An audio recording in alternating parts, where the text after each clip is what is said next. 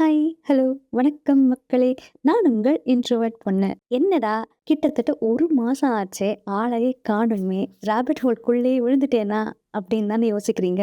உண்மைய சொல்லணும்னா, அதுவும் ஒரு காரணம் தான். சில பல பெர்சனல் கமிட்மெண்ட்ஸ் இருந்தது.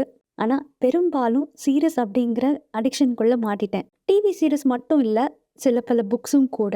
அத தவிர்த்து பாட்காஸ்ட் அது இதுன்னு நெறைய அடிக்ஷன்ஸ் இருக்கு வச்சுக்கோங்களேன். இந்த ராபிட் ஹோல் எவ்ளோ ஆழம் அப்படிங்கிறது அதுக்குள்ள விழுந்ததுக்கு அப்புறம் தான் நம்மளுக்கு தெரியும். ஸ்ட்ரேஞ்சர் திங்ஸ் மட்டும் இல்லங்க. கூடவே மத்த சீரிஸும் நான் பார்க்க ஆரம்பிச்சுட்டேன். 1, 2 உதாரணத்துக்கு சொல்லணும்னா, ஷெர்லாக் ஹோம்ஸோட 2012ல ரிலீஸ் ஆன எலிமெண்ட்ரின்னு ஒரு சீரிஸ். அதே மாதிரி 2003ல ரிலீஸ் ஆன கோல்ட் கேஸ் அப்படின்னு இன்னொரு சீரிஸ். இது எல்லாமே பழைய சீரிஸ் தான்.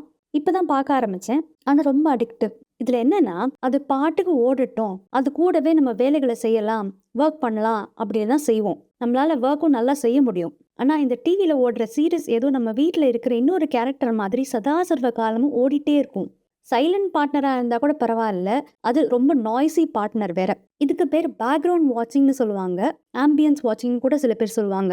டிவில ஓடுற அந்த விஷயத்த பார்க்குறோமோ இல்லையோ, அது நம்ம மனசுக்குள்ள பதியுதோ இல்லையோ, அது முடிஞ்சா போதும் அப்படிங்கிற ஒரு ஃபீலிங் வந்துரும் நம்மளுக்கு. நம்மள நாமே என்ன சொல்லி கன்வின்ஸ் பண்ணிப்போம்னா, இது முடிஞ்சதும் நம்மளுடைய ரெகுலர் ரொட்டீனுக்கு போயிடலாம் அப்படின்னு நெனச்சுப்போம். Let's get this out of our system அப்படின்னு நினைக்க ஆரம்பிப்போம். ஆனா, எப்போ இதுலேருந்து வெளிய வரணும் அப்படிங்கிற அவேர்னஸ் இல்லைன்னா ரொம்ப கஷ்டம். டிவிக்கு மட்டும் இல்ல, புக்ஸும் தான். இப்ப நம்ம நெறைய பேர் ஆடியோ புக்ஸ், ஆடிபிள் இதெல்லாம் கேட்க ஆரம்பிச்சிருக்கோம் இல்லையா? அதே மாதிரி நெறைய பாட்காஸ்ட்ஸ் இருக்கு. அதெல்லாமும் கேட்குறோம். அது காதுல எப்ப பாரு ஒலிச்சுட்டே இருக்கணும் அப்படிங்கிற மாதிரியான ஒரு ஃபீலிங். இது எல்லாமே சமயத்துல ராபிட் ஹோல்ஸ் மாரி தான் இருக்கு. எது எப்படியோ, இப்ப புது வருஷம் வரப்போகுது.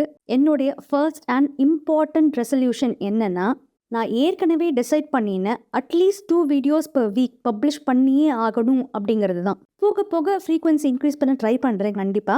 பார்க்கலாம் என்ன நடக்குதுன்னு. இந்த நியூ இயர்க்கு நீங்க என்னலாம் ரெசல்யூஷன்ஸ் எடுக்க போறீங்க அப்படிங்கறத கண்டிப்பா கமெண்ட்ஸ்ல மென்ஷன் பண்ணுங்க.